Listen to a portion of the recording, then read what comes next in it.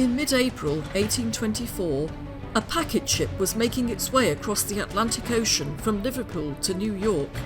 Aboard that vessel 200 years ago was an intrepid group of 15 men, including 9 Cornishmen, bound for a famous silver mining district in the Republic of Mexico. Their voyage from Britain and their arrival on Mexican shores was to begin a truly remarkable story which has bound the nations of Cornwall and Mexico together for 2 centuries. This series of 3 short films follows the story of those men, spoken in the words of one of them. Join me as I trace their journey to the famous silver mines in the Sierra Madre Orientale, as we celebrate the bicentennial of the arrival of the first Cornish mineworkers to the mines of Real del Monte and Pachuca.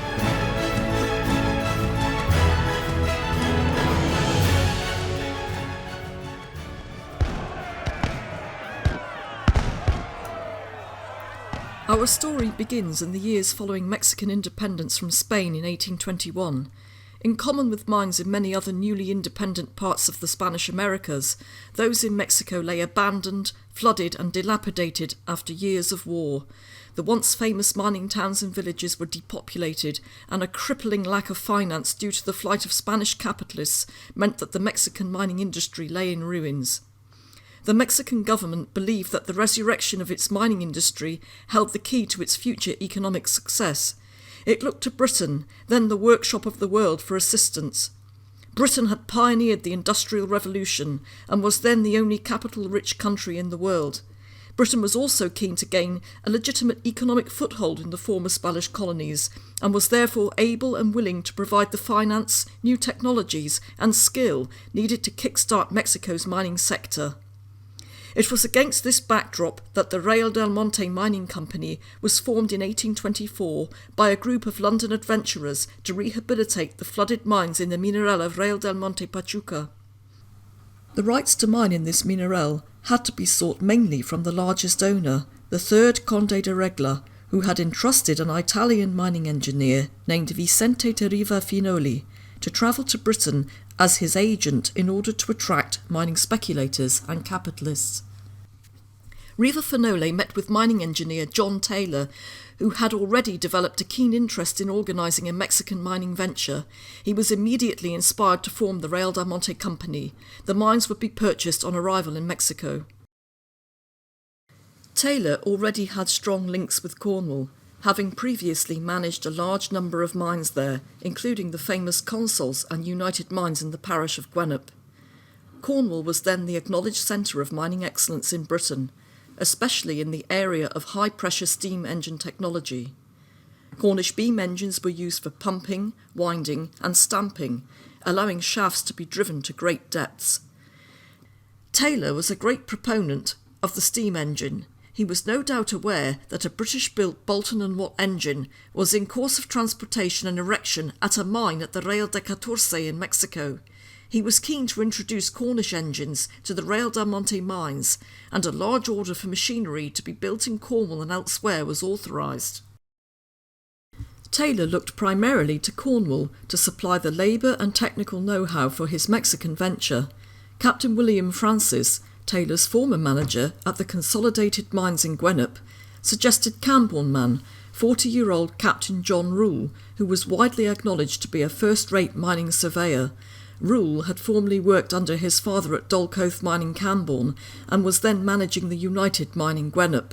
Rule thus became the company's chief mining agent. The task of recruitment fell largely to Rule. The men he chose represented a range of youth and experience, including 2 underground captains, John Daly, 26, and John Morecambe, 19, both from St Austell but then living in Gwenup.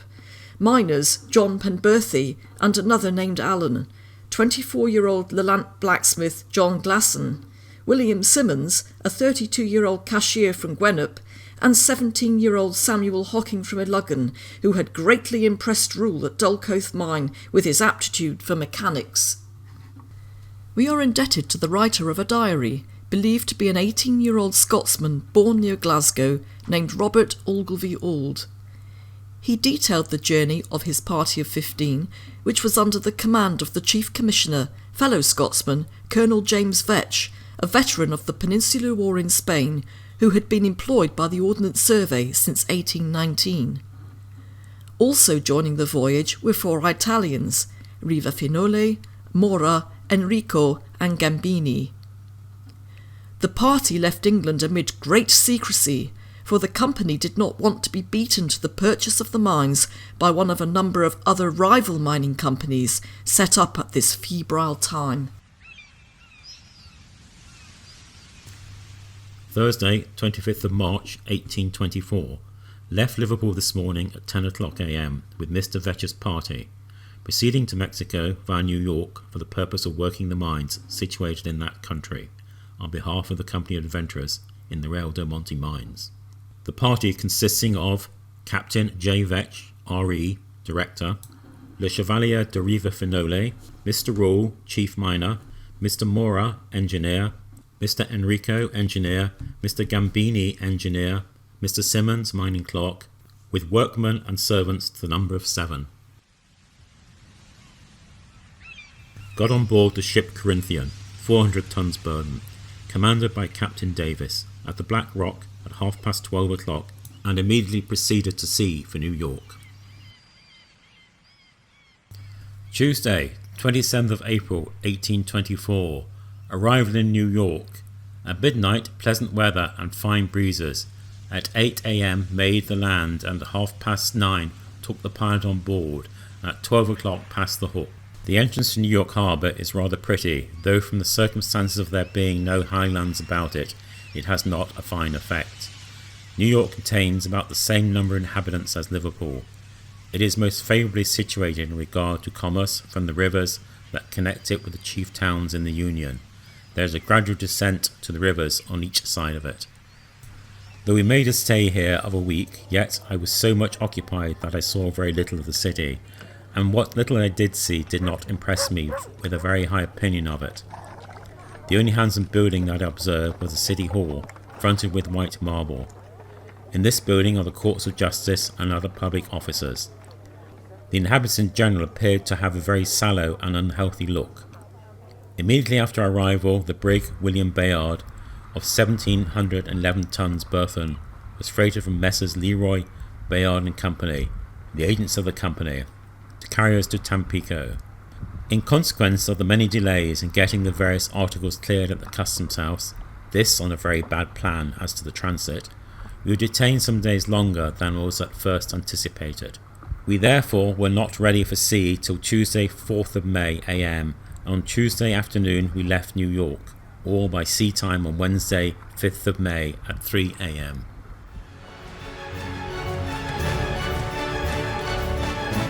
Join me for the next episode when just under 3 weeks later our intrepid travellers reach Mexican shores.